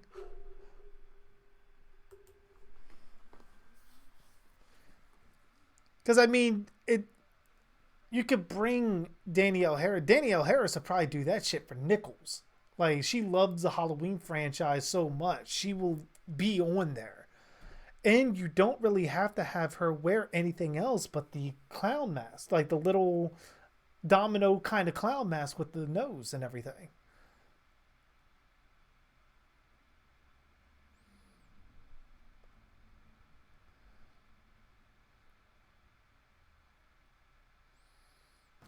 Like, I wouldn't mind that. Because, I mean, it changes things up with the Halloween franchise. And as many fans of Danielle Harris there is, that would be a good passing of the torch. Because then you look at fans of Michael Myers, fans of the entire series, who's going to complain that Jamie Lloyd as Danielle Harris, or Danielle Harris as Jamie Lloyd, I should probably say, comes back and she fulfills what she was supposed to do after Halloween 4 and becoming the killer, just now not related to Michael. She's completely unrelated and carries forward the franchise as she did with Halloween 4 and 5. And think of it, after Halloween ends, which is the new Halloween 3 in this timeline, Halloween 4 comes around, and once again, we get Danielle Harris back. That seems fitting, at least to me. But that was Halloween 4, The Revenge of Michael Myers. Pretty good, pretty good, pretty good. Can't believe we're already this far into the Halloween franchise.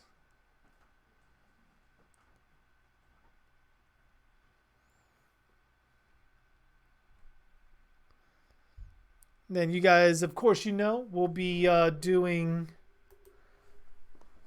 Halloween 5 tomorrow.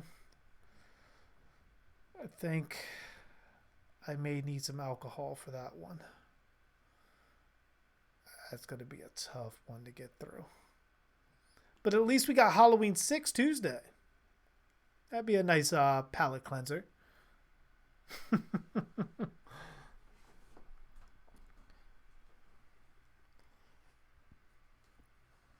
But yeah, let me know how you guys like Halloween 4. I mean, I know a lot of you guys have already shown your appreciation for it.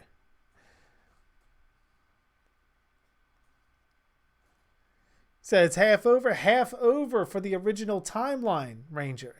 We're still doing the Rob Zombie ones, and we're doing 2018 in order of release. So once we get to Halloween Resurrection, then we're doing the Rob Zombie ones. Rob Zombie's H1 and H2, and then we're doing 2018.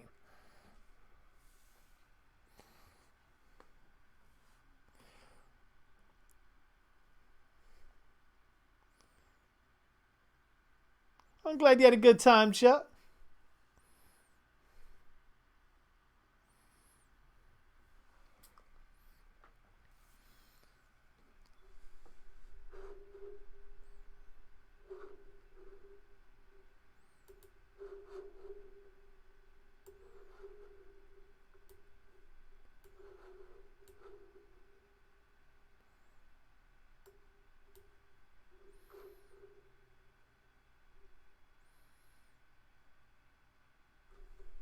So you don't think you're going to watch Rob Zombie's Halloween 2?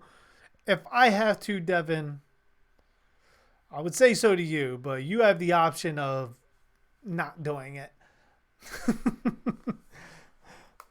Unfortunately, I have to. So I will get through it. The only thing that's hard to stomach is that fucking Halloween rape scene. Unless I can get a version that has the original theatrical escape by Michael Myers. But every version I have ever found only ever has that fucking rape scene, and I despise that. So unfortunately, that may be the copy that we go with. So luckily I have you guys to talk me through it.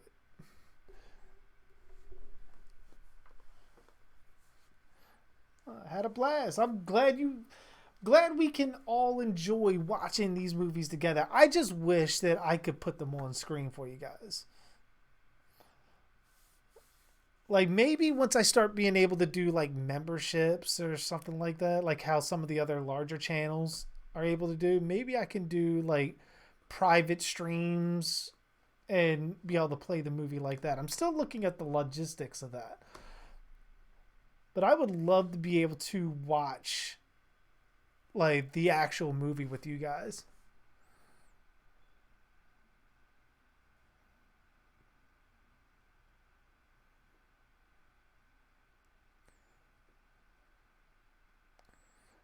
Jason Goes to Hell I actually like. Am I alone here? No, I mean like I said when I did the commentaries on Jason Goes to Hell, Jason Goes to Hell is a fun movie, very entertaining, but when you place it in a continuity standpoint, and then you talk about adding lore like the Necronomicon and the Kandarian dagger and stuff like that, that's when I feel like you got to slow your roll on it, because there's no way that is canonically connected to the Friday the 13th franchise.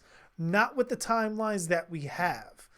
Now, if you scale back the New Line timeline and say that it's a different timeline with some similar aspects to the original, such as Pamela being the killer and being beheaded, in that timeline, Jason actually started out as being dead, but Pamela's death sparked, I guess, the magic spell from the Necronomicon. I'm not sure why, if she made a deal with the devil, as Adam Marcus has said multiple times, to bring Jason back. One would assume she did it right after he drowned, or maybe a couple of years after he drowned. One would assume that Jason would have rose up then, not after his mother had already died. Like, that whole thing doesn't make much sense.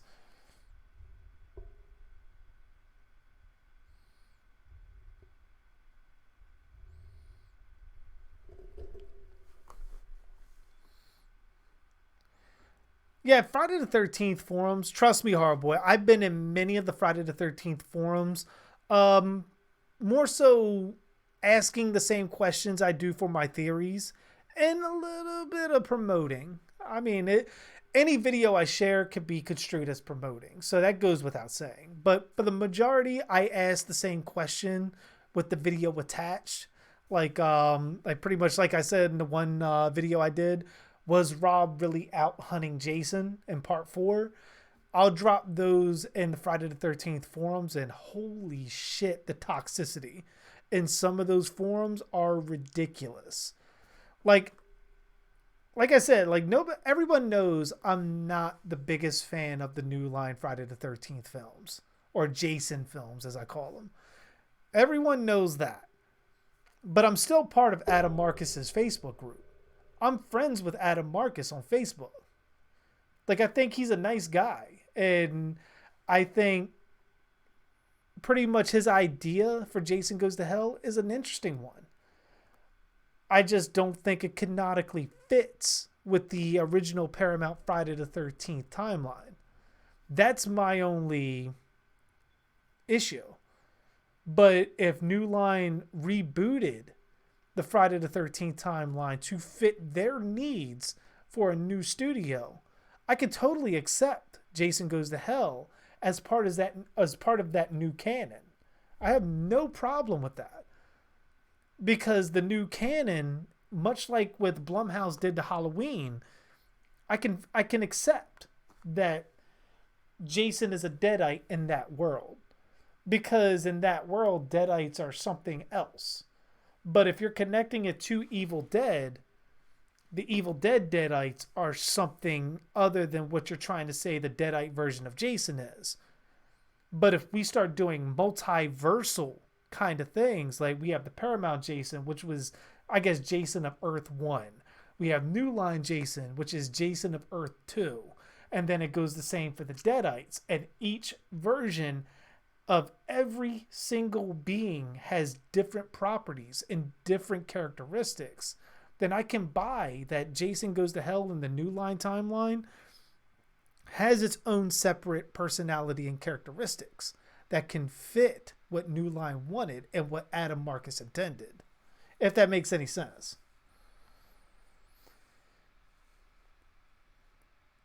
Yeah, I know there's a lot of people that attack for liking Part 5. But fuck them. Part 5 is fucking awesome. Granted, I know Dead Meat has said that it's a sleazy Friday the 13th movie. But if you look at Part 1, 2, 3, and 4, There's no way that you can tell me that part 5 doesn't fit tone wise and kill wise in that world. It's not until part 6 that the tone completely shifts. Like part 5 looks like it belongs in that franchise. And for the most part, everything I've ever heard that anybody says that they don't like part 5 is usually about, well, it's not Jason. Okay, but what if it was Jason? Would you like it then? Let's say you take away the entire Roy Burns character, replace it with Jason. You never explain how he came back from the dead. Never do any of that. You just make the killer Jason, wearing the same hockey mask with the blue chevrons, giving him the same jumpsuit, and he kills people. And he dies the same way at the end. Is that enough to change your opinion? And for the most part, the answer is yes, which is utterly fucking ridiculous. There's no way that that is enough, that should be enough to sway your opinion of that film. And if it is, chances are that person's extremely close-minded and not a fan of the franchise. They are just a fan of the Jason character. Which, I mean, I'm a fan of the Jason character too, but I'm a fan of the franchise first. Like, those same people will argue that Pamela was a weak killer. Pamela was a fucking amazing killer. But if you're thinking small-mindedness, can't get around like Jason not being the killer in Friday the 13th all the time, that's what gave Paramount cold feet in moving forward with Tommy being the killer, which Tommy should have been the killer and dead a long time ago. But we get people that don't like that kind of change. Like, when people argue that Jason Goes to Hell, Jason is only in a good small portion of the movie because he's body jumping. You don't really see the actual Jason except for the beginning and the end. I didn't have a problem with that. I don't have a problem with that at all. My problem started stemming from Jason body hopping to begin with. You could have made Jason Goes to Hell, like Jason Goes to Hell at the beginning, and the rest of the movie is about a whole nother killer. I'd have been fine with that. But when you start adding other elements and evolving Jason to body hopping, and then you give me a worm at the end, a little demon that's supposed to be Jason, you're giving me too much at once, especially since none of it was established prior to that. Jason purist, exactly.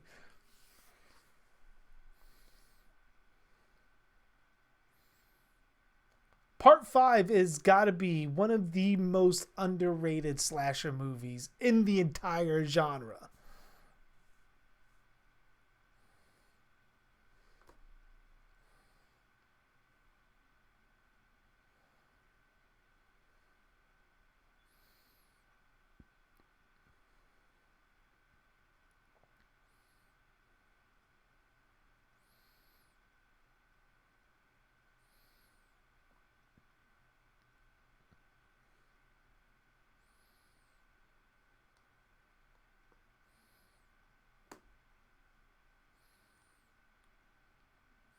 Yeah, because I mean, let's look. If you look at the entire point of Pamela, Roy, and Jason and why they're killing, it fits in the tone of what was established. Pamela killed for revenge of what happened to Jason. Jason killed for revenge for what happened to Pamela. Basically, Pamela used Jason's death as a murderous motivation. Jason used Pamela's death as a murderous motivation for revenge. Roy did the exact same thing except with Joey. And it fits that the whole concept for Friday the 13th was revenge. So when you get to Tommy, the only thing you had with Tommy was going to break that cycle because he didn't exactly want. He got his revenge. Like he killed Jason at that time, and he was directly responsible for killing Roy. Now the thing is, Tommy's whole thing is Tommy would have went completely crazy and assuming the Jason personality. Like Roy was that evolutionary step that would have inspired Tommy to become Jason, wearing the hockey mask, possibly even wearing the deformed hood, and going from there and start racking up a body count. Except Tommy, he already lost his mother. That wouldn't have been his point of doing it. I think if they were going to make Tommy the killer, he would have mined everything. His entire mind, he would have constructed that he was Jason and he was killing for Pamela. And he would have went from there on.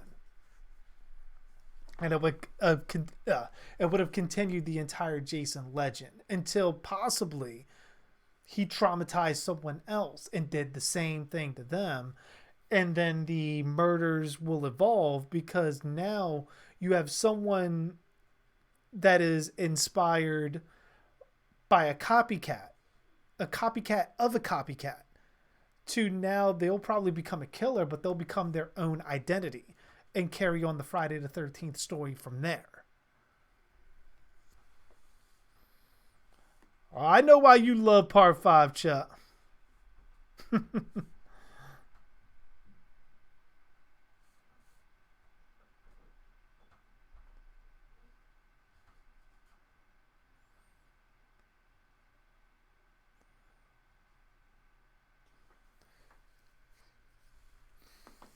Well, I mean, Devin, you look at it like this in part 5. You do get some Jason. The dream sequence has Jason in it. That's Jason. You get Tommy's hallucinations of Jason, still wearing the same outfit he wore in part 4. Then you get the hallucination of Jason at the end. So you get a good mixture of Roy and Jason. And I think that would have continued on if Tommy had become the killer.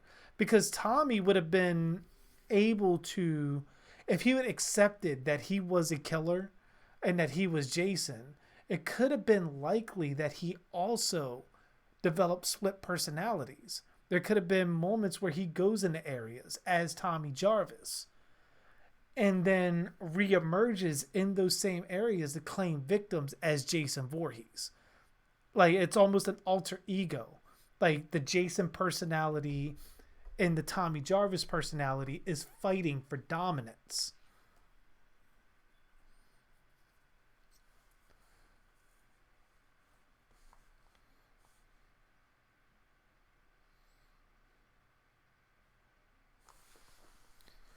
Yeah, I know a lot of people like Tommy as a Dr. Loomis kind of character. Someone to be Jason's yin to his yang. But I mean, all things like that have to come to an end. And I think the evolution of Tommy becoming a killer would have lended itself a lot better to him becoming the hero of Friday the 13th. Friday the 13th should have never had a hero. What they could have did and what they should have did was, like I said, like, you had Tommy become the killer. Maybe having split personalities with the Jason Voorhees personality. And then you start bringing back someone that understood Jason. Maybe Jenny comes back and starts an entirely new story. Maybe Tommy, with his Jason personality's sole purpose is to finish Jason's work and hunt down the survivors. Maybe they return to Higgins Haven. Maybe he hunts down Jenny somewhere else in the Wessex County area. And he goes from there, like trying to wrap up all of Jason's loose ends, thinking that he is Jason.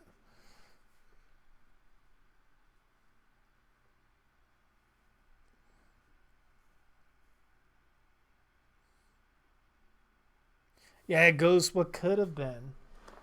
Tommy disappeared. What the fuck happened to him? Well, if you go by the Jarvis tapes in the game, he is locked in a mental institution. I believe he's in Weston Hills, if I remember that right.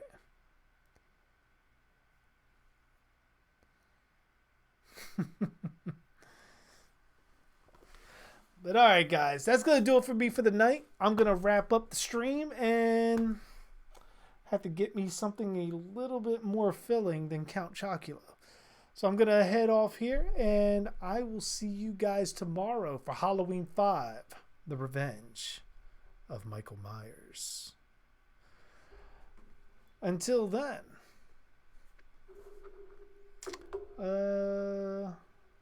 make sure you guys, if you haven't done so, keep getting them entries for the giveaway. I believe we don't have much time. It's like, what, like another 2 weeks or so? Yeah, Freddy screws with them. Yeah, Freddy cuts them up a little bit.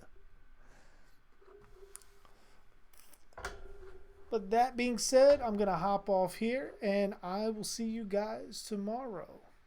Also, make sure you guys are liking the video or the stream, as I normally say, to make sure that you keep getting notified for it.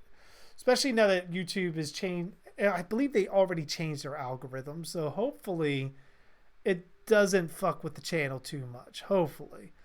But yeah, just in case, make sure you guys are hitting the like buttons and all of that just to engage with the videos and make sure that you're being notified whenever I jump on or whenever I upload.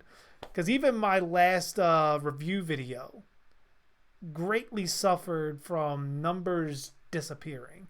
Like, I go from a bunch of likes to nothing, and then now at 5 likes for my Hell House video. So just make sure you guys are continuing that on to make sure things steady flow. I don't care about the numbers. I just want to make sure that you guys are getting the content to you.